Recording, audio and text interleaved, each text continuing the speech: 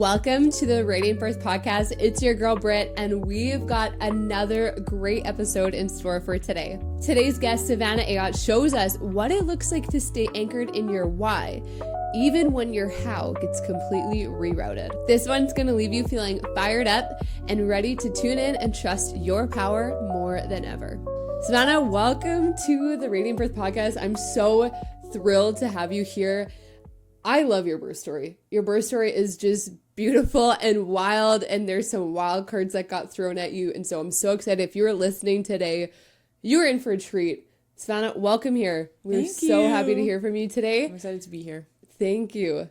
All right, so let's go back in time. Your birth story is amazing. And if you are listening, this is an amazing story of what happens when plan A doesn't exist and you just have to go find other options. Mm-hmm. So stick with us because it's going to be good. But let's go back before your birth, before the whole labor story, trying to get pregnant. Mm-hmm. That was a journey for you. Tell us a bit about that.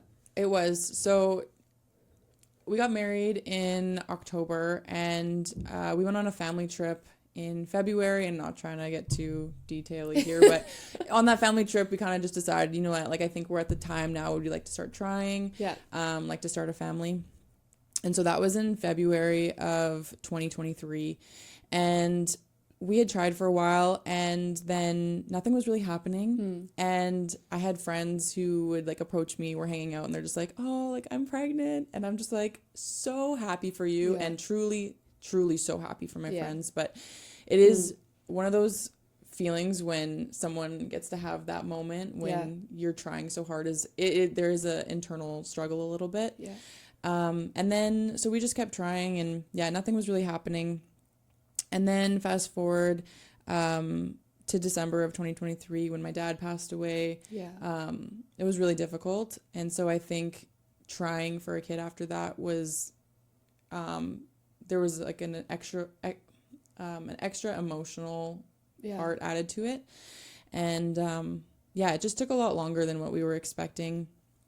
And so then just saying prayers, talking to my friends, having my friends pray over me was huge. And September of 2024, I had this feeling, just I'm at home by myself, and suddenly I get this, just, you need to take a test. Wow. And I was just like, I got goosebumps. Yeah, it was very weird. And we had just moved into a new house, and I hadn't bought any for a while because, we had just moved. Things were a little bit crazy. But I ended up finding, like, in the back of one of my closets, I found this random test. Come on. Yeah, everything was kind of just working out. And I went and I took it, and I'm sitting there, and I was like, there's no way, God. Like, what are we doing here? And then I look, and it was positive, and I just sat on the toilet and cried for 20 minutes straight. And I was just like, what? Are you serious? And then I was like, you know what? We got to be extra sure. So then I walked to the convenience store across the street, picked up 5 more tests. Come on. Because you got to just be sure. The best $80 you ever spent. For real. I got tests and I got ice cream because I was like, you know, we got to celebrate. It's a good combo. Yeah. It's a good. Either I'm crying with the ice cream or I'm celebrating with the ice cream. Exactly. Either way, it's not a bad choice. Yeah, I took them all. They were all positive, and I got to have the privilege of telling my husband that we were going to be extending our family that evening, and it was such a beautiful moment. Wow. And we'd worked a long time to get towards that point, so tell us in that moment, like, you've been trying, like, for over a year and a half. Mm-hmm. At that point, how, like, was there that moment of, like, yes, it clicked, I am pregnant? Because the amount of tests you've tried, the amount of tests you've, like, seen one line or seen negative, in that moment, take us, like, emotionally, what was going on in your mind? It was insane. I think I, like, hugged my belly and just prayed over my belly. Wow. Because I was in such disbelief at that point. Because as a woman, like, I mean, everyone's different, but the amount of times I took a test and it was negative was just heart-wrenching. Yeah. It's not a great feeling. And we had actually been to the point where we were reaching out to a fertility clinic just to see, like, what was going on. Like, is there something we can work on? And I know everyone's journeys with that are different too, but I was just kind of finding that I wasn't getting the responses back from them as fast as I was really hoping. And I didn't know it was such a long process, and that's something that I would say for women and couples going forward in the future talking to fertility clinics is just know that it does take a long time. There's months between tests, there's months between communication, and that can be really discouraging. But in the end, we ended up getting pregnant without the use of anything from the fertility clinics. But that was something that we had talked about and gone through first. So wow, thank you for sharing that. So then you find out you're pregnant, you share with Britt and your husband, you're gonna be a dad.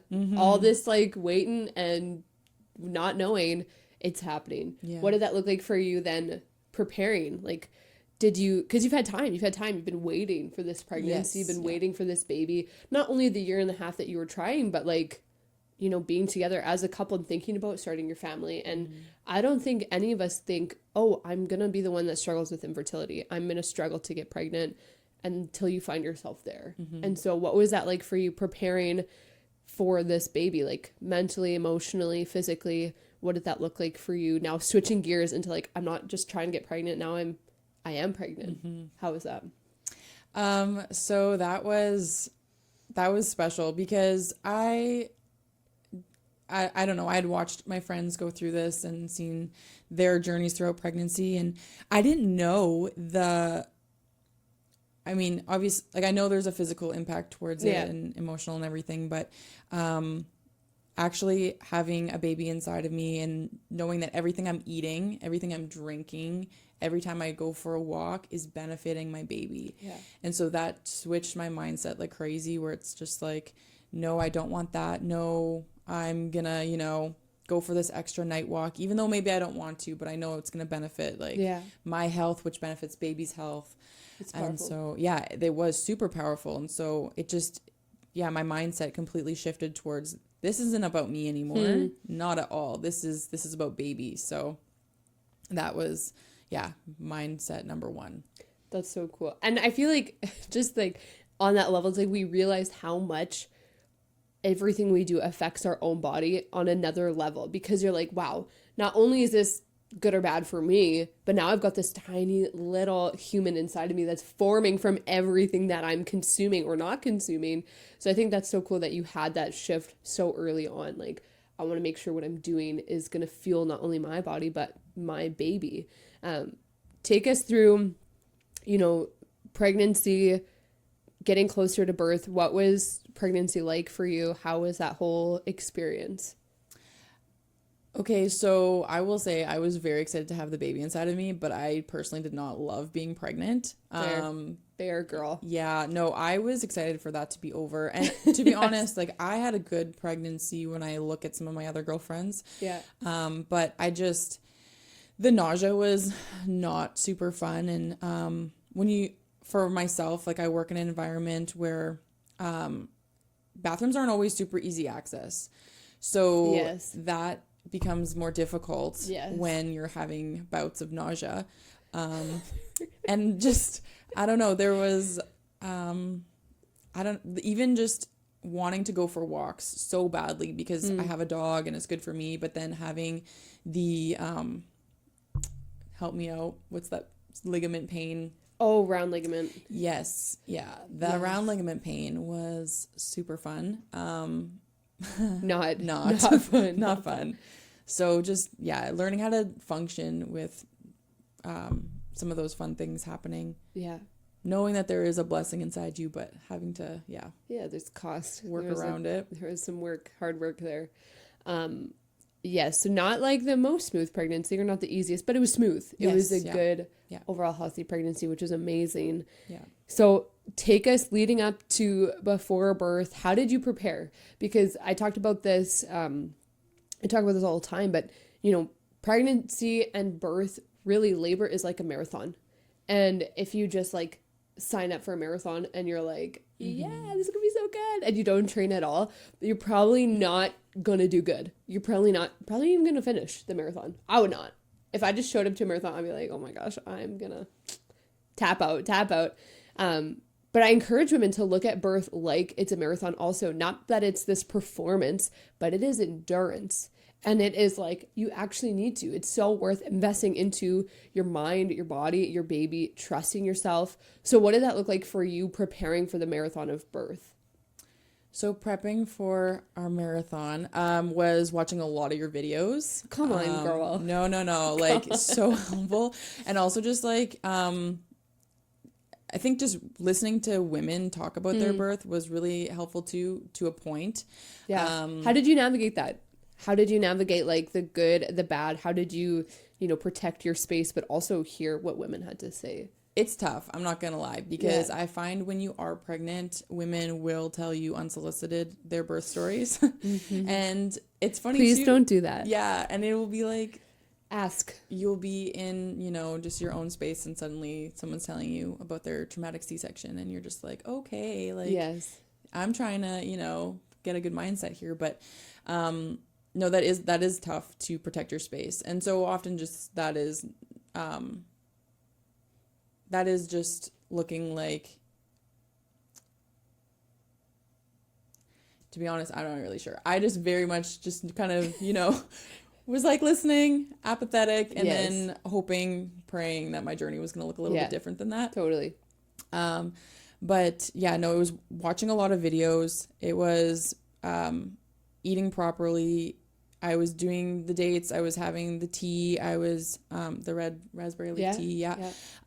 Drinking lots of water. That was huge. That was super easy for me. That was probably the easiest out of all the things for me to be doing. So that was fun.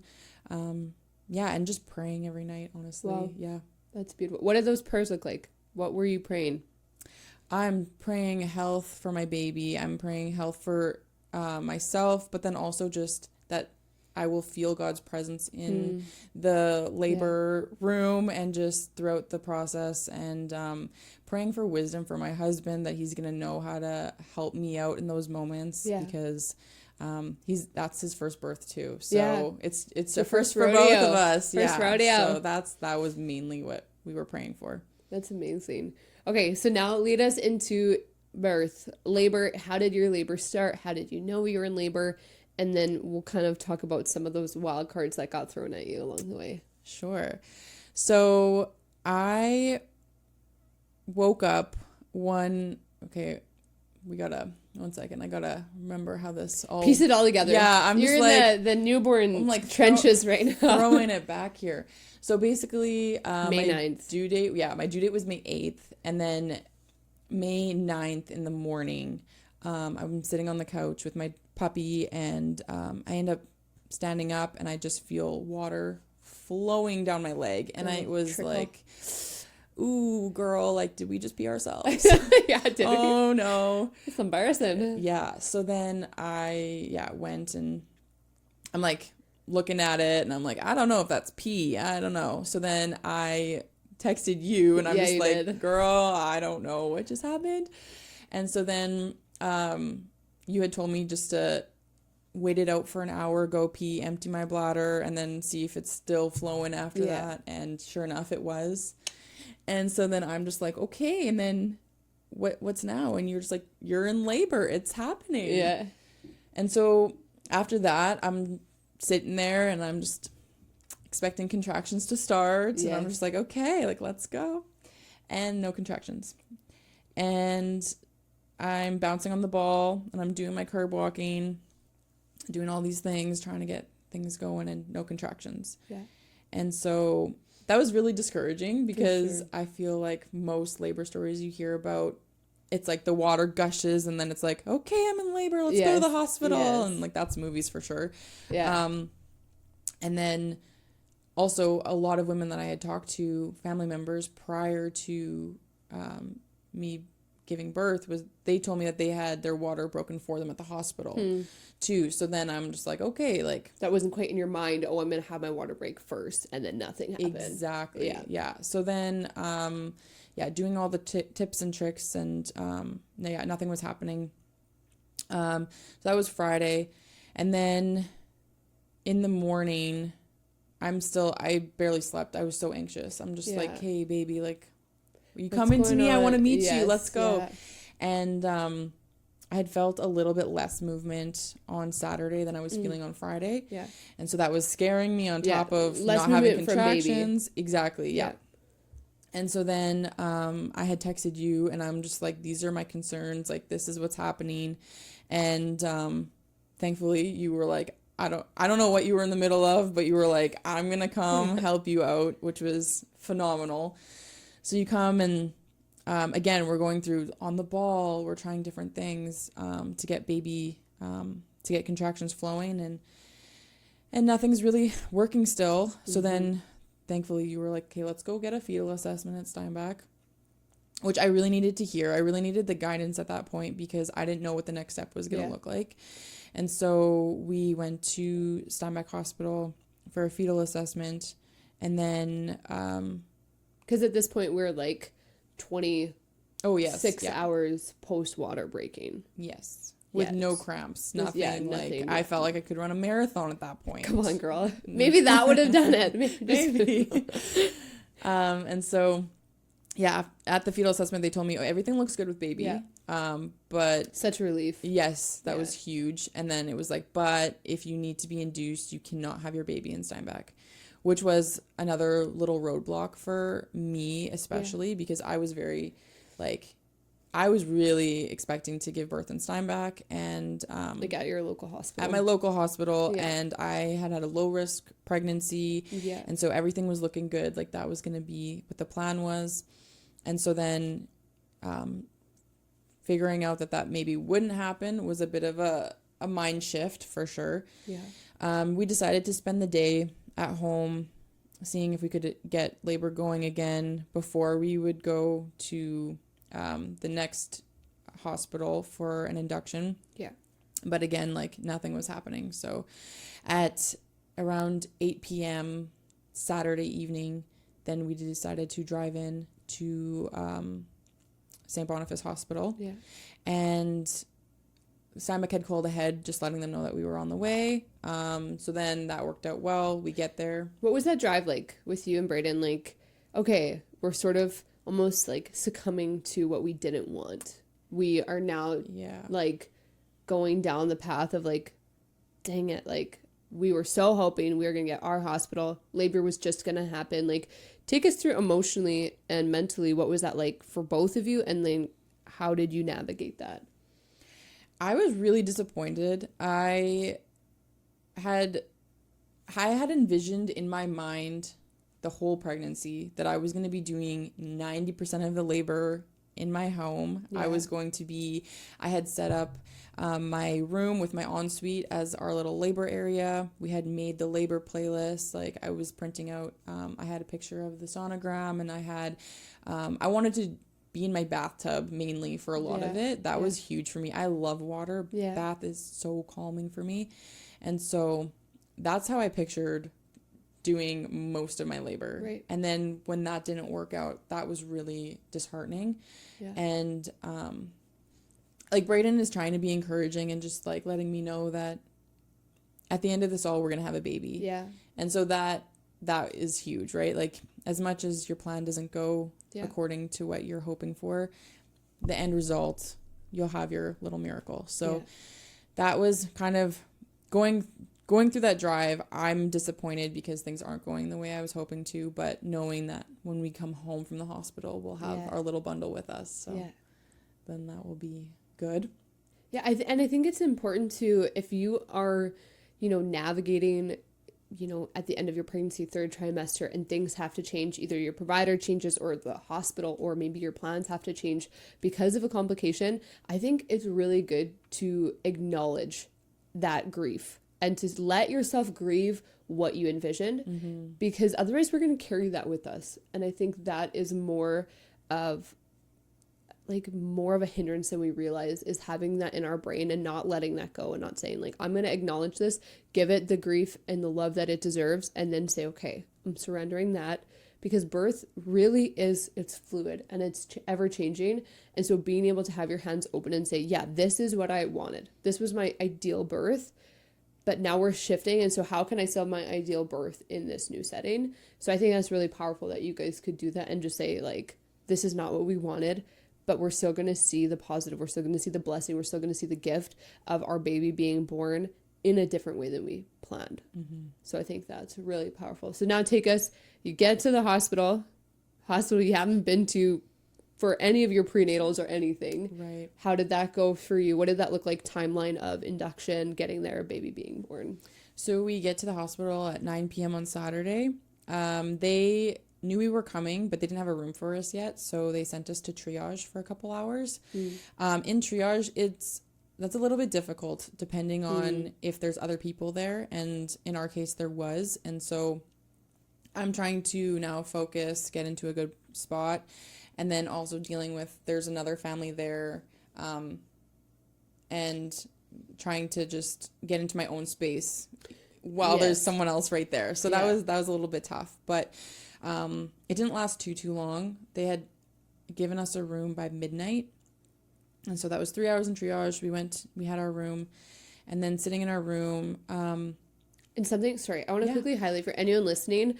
I think sometimes we get concerned with our water breaking and like nothing happening and like, okay, 911, this is an emergency. But if you have a low risk healthy pregnancy, really there was not an emergency. Now we're talking like you're at the 36-hour mark or more now of your waters being ruptured, and there was no like, we need this baby out. Now, if baby's heart rate is good, moms, if you're listening and your water breaks, nothing happens, give yourself space, give yourself time, and know the risks of going to the hospital and know the risk of not going to the hospital, because pre-rupture membranes usually is very safe unless you've got something like, you have any pre-existing conditions that you need to go to the hospital earlier.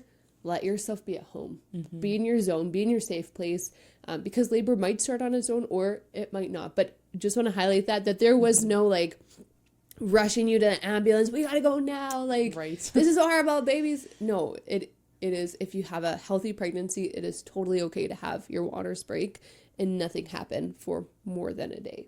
Yeah, and that actually reminds me, the doctor who did come and see us at midnight, he was the doctor on call there. He did say, he's like, oh, you might just be one of those women who your water breaks and you could hold that baby in for another 2 weeks and everything could be fine. He said, because you're now, a day after your due date, your full term, we're not going to do that. We're not going to keep baby in for 2 weeks. But there was no real concern. Yes, exactly. Yeah, so, that's really cool. But he's just like, you know what? Yeah, because we're at this point, then we'll do the induction. But everything might have been fine, and maybe my body would have just kept baby in for another 2 weeks. Yeah. That was not the plan. No. You're like, no, thank you. Yeah. So then we go into the room, and it was so different than I was imagining. Like, it was dim. It was relaxing. I was not expecting that. I'm not going to lie. Like, I was expecting, like, there was going to be nurses there and, like, hear the beeping and all this and that. And don't get me wrong, there is still, you still have the medical devices there, and they still strap you into different things. And because I was being induced, I wasn't allowed to, like, use the shower or anything like that, because now I have the IV drip connected to me. And it does make movement a little bit more awkward. But yeah, it was still a calm environment, which was Were nice. you able to get, I know sometimes with inductions, they try and get you to do continuous fetal monitoring. Were you continuously being monitored, or what did that look like? Yes, which we're going to talk more about regrets maybe in the future, but that was a big one. I would definitely have been more vocal about not wanting to have the continuous fetal monitoring, because anytime you move into a different position or baby moves, then suddenly they can't get the heartbeat, and then they have to come and touch you and switch everything around, and you're trying to be in a zone, and so then it's just like, okay, this is not ideal. So that is one thing that I would definitely change. For sure. So know if you're getting induced, you can totally advocate for yourself. Ask for just intermittent monitoring where they can come check baby when you're in active labor or when you're getting induced, like every 15 minutes. But that kind of changes how you can move and stuff like that. But yes, we'll talk more about what you would have done differently later. Yes, yeah. Case you've got the continuous fetal monitoring going on, got the belts on. Yes. And when did they start the drip for you? They started the drip at 1 a.m. Okay. on Sunday morning now. Yeah. And so Mother's Day. Mother's Day, yes. Come on. And my first contraction happened 15 minutes later. How was that for you? Were you like, because did you have it in your mind, like, is this even going to work? Like, am I going to be? Because now you've been like almost 2 days. You're almost at the 48 hours of like, my waters have broke. Where the heck is my baby? Like, this is not how it's supposed to go. Did you have any doubts in your mind of this working? 100%. Yeah. But I knew at the end of this I was getting baby. So I don't know. Yeah. At that point, I was kind of like, we're just going to go with the flow. We're in it. Whatever happens at this point. Yeah. But it was definitely, because they had continuously asked me the whole time I'd been there, any cramping, any this, any that. I'm like, no. Like, I'm good to go. And then when the slightest little thing happens, and then as a first-time mom, you're questioning, like, was that a contraction? Or like, I don't know, you feel like a little flutter and you're like, was that a contraction? So at the 15-minute mark, when I had my first real contraction, I was like, oh, okay, no, that's what we're talking about. Yeah, so it's not little flutters, it's not whatever, like gas buildup. No, it's it was a different sensation. Yeah. For sure. Okay, so you started getting contractions like 1:15-ish. Yes, yeah. And then how did it progress from there? Did they check you? Were you dilated at all before they started the drip? What was that like? So because I had my water broke, they didn't do cervical checks very often. Like it was I think I had one cervical check the entire time during labor. But so because they don't want to, getting a cervical check once your water is broken can introduce bacteria, which can give an infection either baby or mom. So that is awesome that they were like, you know what, let's keep that to a minimum. Exactly. So then they continuously upped the drip every half hour just to give a little bit more Pitocin. And so my body was reacting fine until maybe 3:30, 4 in the morning. I think that at that point there was just maybe a lot in my system or I needed more water or something. But I started throwing up like crazy. And so then they were like giving me these little alcohol wipes by my nose, trying to ease the nausea, which only made things worse. Perfect. Yes. Yeah. No, it was, there was a little bit of a scene happening there. And then at that point, the nurse was trying to ask me if I wanted pain management to deal with the nausea. And I was confused because I'm like, it's just nausea, like it's not pain. But I had already told her, I was like, I don't really want any pain management. I want to just, do this unmedicated if possible. And so then she was like, okay, sounds good. She leaves. We're still doing our thing. The unfortunate part too was that the other monitor that monitors your contractions wasn't working. I don't know why. But so they had asked that I tell them every time a contraction starts and ends. Which also was not great for my mental flow. Yeah, for sure. Yeah. So then, and then I talked to another friend after this, by the way, and she said the same thing happened to her. Interesting. And so I'm not sure if this is like a common thing that happens or what, but either way, I got to the point where I just tuned them out when they would ask me if contractions were happening or not, because I'm just Stabs queen. Yeah. I'm like, I'm focusing. Yeah. However, is my thing. Yeah, I did so my husband, he was giving me counter pressure throughout my contractions. Get it. He could actually feel when they were starting and stopping. And so he was relaying that information to the nurses. Tattling. He's like, yeah, it started. Okay, now it's ended. The other tough part about the induction was at some point I was having 4 or 5 contractions in a row with no break. And so that was really tough mentally because you're just like, when is this going to end? This is a lot of minutes of just being in pain. And again, they're now offering me pain management. And I remember I'm in a intense contraction and thinking like, no, I don't want that. And then my husband behind saying, no, she's not going to want that. Wow. And so that was a good moment for me of being like, okay, like got my advocate here. Yes, he's there for me. And yeah, being asked multiple times if I want pain management while I was going through something that I think the Pitocin was causing was kind of difficult to me because I'm just like, that wasn't what I was expecting. Yeah, totally. I think that's like Pitocin contractions are quite different than regular contractions. They're both very intense, but I've had Pitocin contractions and I've had regular contractions, and I would definitely say having a Pitocin contraction is like a contraction on steroids. It really is, because it is like sending everything to the uterus to contract and contract. And so I think that's, I mean, I want to highlight there with Brayden. I think if you have a partner in the birth space with you, make sure they know your plan. Make sure they know what you want. Get on the same page as them. Let them, make sure they know. Like, I would even encourage couples to role play a birth situation and say, okay, what would I want? Like, ask them that question. If this was presented, what do you think I'd want? Because in the moment, you're not able to advocate for yourself as much as we think before birth. Oh yeah, I'll be able to like walk in there and be like, no, don't touch me. Don't do this. I want that. But when you're in the throes of labor, you're not in your logic brain. And so make sure whoever is in the space with you, whether it's your partner, a doula, your mom, your sister, make sure they know your plan and your desire so that they can be honored. Because I think so often birth trauma isn't just coming out of like, oh, I had this happen, but this is how I felt while it was happening. And so I think that's really powerful that Brayden knew. He's like, no, she's not going to want that. Like, just, you can step back. But then also to just, give the nurse a little like, we don't want to be asked anymore. Like, step back. We're good. Thank you. Okay. So we're at like, how long were you throwing up? Was that like, okay, I'm doing this the rest of my labor? What was that like? It happened multiple times. Like, I don't think my body was loving the Pitocin. Oh, girl. It's okay, though.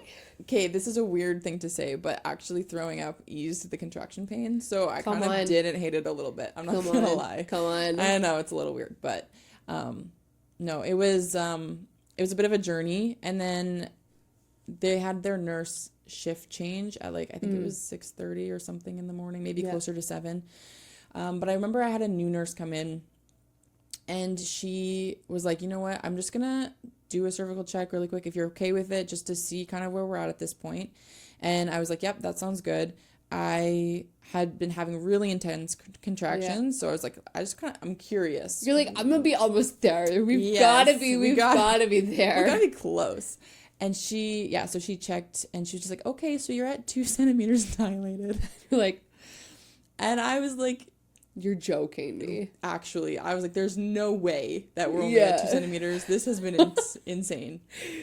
And so she's just like, okay, well, maybe let's just, try a couple different positions. And so I'd been doing most of my labor on my sides because I felt that was the comfiest, but also I felt like things were maybe progressing a little bit better that way. And so she got me to do, which we did actually at my house. I can't remember what it's called. Sideline release. That's what it's called. It's a goodie. It's a great one. Oh my. So we did the sideline release and we, did that on both sides, which it takes a while to do movements because you're kind of at your contractions whim at that point. It's like, okay, I will turn after the next one. Yeah. And so we had done both sides, and then I was feeling like at that point that I wasn't able to control a pushing movement, and like I'm like things are happening that I'm no longer able to like, it's just happening without me doing anything. And so they had said, well, we don't want you tearing yet, like you're just at 2 centimeters, so like make sure you don't push too hard, you don't want to tear too much. And I'm just like, listen, I have no control here. Honey, listen. Yeah, this is not me. This is me. I'm not telling my body to do this. For real.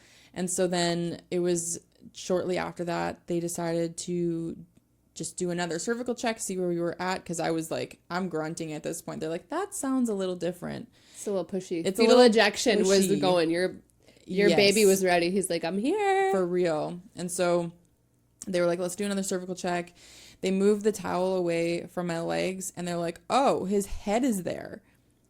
Yeah. I'm like, okay, yeah. I'm like, I'm not crazy. I felt something happening there. Yeah. And so then at that point, it was like, I don't know, watching, like, I don't even really know. It was like a dance. And suddenly that's how it kind of felt like. All the nurses were like moving. all orchestrated. It was like an orchestra. It was crazy. And suddenly it's just like, okay, now we're ready for baby to come. And so, yeah, then what was it like for you? Because it wasn't even like an hour. Was it? So it was like 7-ish, maybe just after that they had done the cervical check. And then they were like, you're at 2. And then it was like an hour and a half, I think, later that they did the next check. And they were like, okay, like, all right. We can't even see how dilated you are because your baby's here. Because your baby is, your head is there. So be encouraged. If you get a cervical check, dilation is not everything, but I think that's another highlight of like how powerful movement is. I like preach it from the rooftops. Movement is so powerful, especially if baby's not engaged well. If just that little shift can really help baby get that full pressure onto the cervix, which, boom, dilated. Boom, I'm coming. Like, for real. So it's like an hour and a half. You're like 2 centimeters. My life sucks. I can't believe I'm only 2 centimeters after all this riot of induction. And then what was that like in your mind when you heard, oh, his head is here? I was shocked, but like relieved. And just, it felt like a choir singing a little bit. I'm not going to lie. I'm like, the Hallelujah chorus. Like, the end is near. No, it was a great feeling. So that was, I'm like, we should have been doing the side-lying release this whole time. That's kind of what my brain was thinking. But no, it was good. Things happened in the way that they were supposed to. So that happened. And then, we were pushing and didn't push for too terribly long. I think it was around 30 minutes or so. And so then, baby comes out and you didn't know baby's gender? No, did not know. So how was that moment? Like, how did you find out if it was a boy or a girl? To be honest, I don't know if it was like right away or if, I think I overheard the doctor saying like, oh, it's a boy, and then them placing him on my chest. But I think it was afterwards when Brayden was just like, we had a boy. Like, that was more like, it was a bit of an adrenaline rush. Yeah, oh, for sure. You don't really hear things properly. No, you're really in another place mentally when you're having your baby, especially transition pushing. When that baby gets put on you, that is such a surge of hormones. Like, there is nothing like it. No, it was insane. And so then your baby is on you, and he, just him laying on my lap, I was trying to picture him in my belly again, and I'm just like, I don't understand how you were just in there. Like, it's a wild process for sure. That's beautiful. So how was it, like, you have him on you? What was going through your mind? I mean, you went through quite a whirlwind of like, okay, different hospital, different provider. I'm getting induced. I'm at freaking 2 centimeters. This is insane. Baby within a couple hours. How was that like processing that for you? Or what was that? Did that go through your mind, or what was going through your mind once he was born and you were just soaking in that newborn moment? I honestly I was so invigorated at that point. I was so happy.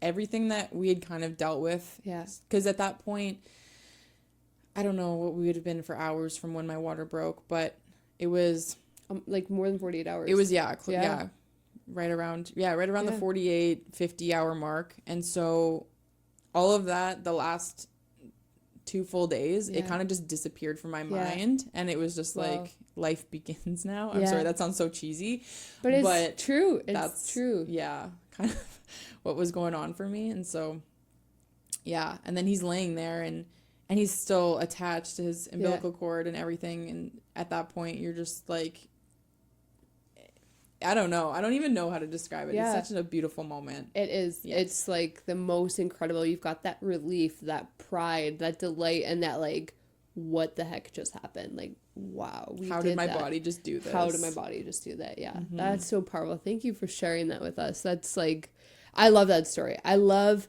that even though you didn't like get everything exactly the way that you were planning, you still were able to, push for that unmedicated birth that you were wanting, and still have a positive experience when things didn't go the way that you had originally hoped that they would. So I think that's really powerful. If you're listening, know that you can still have an incredible and beautiful and positive birth, even if things don't go perfectly according to your plan. So now, Savannah, looking back, I know we touched on this a little bit, is what would you have done? Are there things that you'd have done differently? Maybe for a mom who's listening right now, who's like, I have an induction scheduled or whatever. Anyone who's listening, who's thinking about their birth and planning for their birth, what can they take from your hindsight saying, okay, what would I have done a little bit differently? Yeah, so basically I would have definitely advocated to not have the consistent monitoring. Yeah. Like the nurses are with you if you're getting induced. They're with you 24/7. They are right there. So they have the abilities to check on you every once in a while. Things I would have done differently for sure is I would have loved to have a doula in the room with me, just giving me more tips and tricks and ideas. I love my husband. He's amazing. Yeah. But again, it's his first birth and it was my first birth. So there was a lot of things happening too that, it's both of our first time figuring out. Yeah. Would have loved to have another person in the room who just had gone through that process before. Yeah. The nurses were amazing too, though, I will say. Like, the second nurse I had, I really should have got her name because she was phenomenal and she was just like, yes. Nurses can like make or break your experience. Like, it's so powerful. If you're a nurse, high five. Thanks for being awesome. Yes. Like, it's so powerful. It changes your whole experience, right? Like, yeah, no, she was phenomenal. And so I think those are the two things that kind of were my main, just would have changed. But I think that, even texting you and knowing that, because you were telling me, like, this, you're still having a birth at the end of this. Yeah. Inductions aren't a bad thing. Like, it's not your plan, but it still happens and you're going to be okay. Yeah. Like, yeah. That's amazing. Okay, and take us through a little bit, rejecting the pain medication. I think when people hear that, they're like, why would you not just say yes? Like, you're getting this like supercharged contraction. Why did you not want pain management? And then also, how did you cope? Like, what was that like for you to be able to work through those contractions, especially those back to back to back? What were you doing physically and mentally, emotionally? How did you handle those intensities? So not using pain management was important to me just because I really wanted to feel my body. I really wanted to be in tune with my body. I'm not trying to, everyone has their things, but I also had been doing my own side research, and honestly, the thought of getting an epidural was scarier to me than dealing with the pain. Yeah. I don't know, maybe that's weird for some people, but just I wanted as little things as in my body as possible. Throughout my entire pregnancy, I didn't use any Tylenol. I was this is just me being maybe stubborn and whatever else. Girl, but I was like, I can handle this. Like, I'm going to be okay. And so, yeah. Also, I'm a little bit stubborn too because my mom. What? Yeah, just a little bit. You? My mom had 4 unmedicated births, and I was like, if she can do it, I can do it. That's on me being competitive. Yeah. No, that's good. Yeah.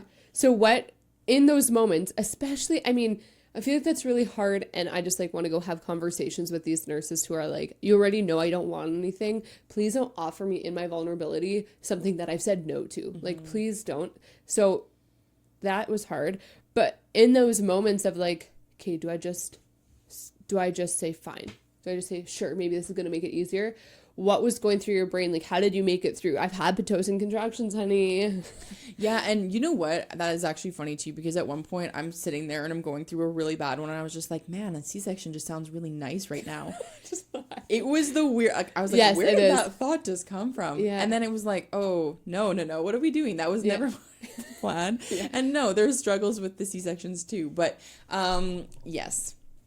No, every time I was going through a contraction, it was just breathing, the breath work, preparation that I did was really helpful. Yeah. And so just give us a snippet. What is that? I think when people hear like breath work, they're like, what do you do? Yeah. How did you breathe? How did you prepare? What did that look like actually practicing before so you knew what to do?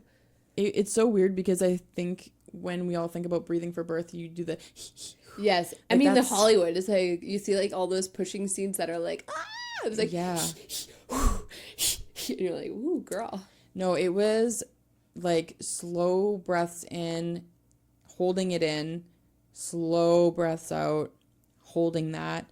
And then when we did get close to the point where I was in transition and pushing, I was going guttural. I was going low. Yes. Low. That's my favorite sound. Yes, push it Low down. and slow. I was literally envisioning baby. I'm like, as I'm get down. Like, get out of me. Thank you. Yes. Call that the J breath. Yeah. J breath. That breath going in and out. That was so helpful. Even that visualization is just so powerful when you're like, okay, my breath is not useless. My breath is energy. Where do I want that energy going? Down and out. We want baby down and out. That's amazing. And in case you got breath work and then that movement and in the mind. So what were some of those affirmations or things that you were telling yourself during those contractions? I am strong. I'm Queen. capable. Queen. I've got this. Yes. Yes, just on repeat. Wow. I am strong. I'm capable. I've got this. Yeah. Keep it going. Like That's amazing. Yeah. It's your soundtrack. Exactly. That's so good. And then what about for your partner, for Braden? How was that for him watching you, helping you? What was that dynamic like for you guys in the birth space? Like, it was lovely where it was kind of funny too though, because I made him I made him do counter pressure for pretty much every single contraction. yes. He said at one point that he had to go to the bathroom and he was like, no, I can't do it. I have to stay here for her. Yes. And he did. Oh, come on. Thankfully. Get him a catheter. For real. But no, he was just like, he said that he felt like he was working out by giving the counter pressure. And then he's like, that's a fraction of what you just went through. And I can't even imagine. And I think that we both have a crazy respect for women after going through that. And I think for him too, like, he was someone who didn't envision himself like, he was very much like, I'm gonna stay at your top half, I'm gonna support you from up here. But no, he was holding my legs, he was involved, he was, seeing the whole process. And I think that was huge for him, and it was big for me that he was a part of that as well. And I think that's such a powerful experience for a couple. Is there is nothing like birth to unify you and deepen your respect for one another. Like, for husbands to see their wives, birth and bring forth their child into the world through, like, labor is labor. It is work. It is endurance. And so to watch you do that, and then for him to be able to be there with you and be that support in a different way, because so often, it can feel like the roles are reversed where we're just supporting and so like encouraging and whatever. But then to see your husband be that for you is like, wow, that's such an anchoring voice and presence in the room. I think that's so, so powerful. Yeah, and like, he was feeding me ice chips with one hand and giving me a massage with the other, and I'm like, multitasking. That's all we need. That's so good. Yeah. That's incredible. Okay. So as we wrap up your story, number one, wow, it's such a powerful story. If there is a woman who's listening right now and you want to encourage her and empower her to prepare for birth, what would you say to her? What encouragement or advice would you give to her? Honey, you are strong. You are capable. You've got this. Come on. Amazing. Savannah, thank you so much for being here and for just blessing us with your incredible birth story and journey to getting there. We love you. We thank you. It was an honor talking to you today. Love you too. Thank you.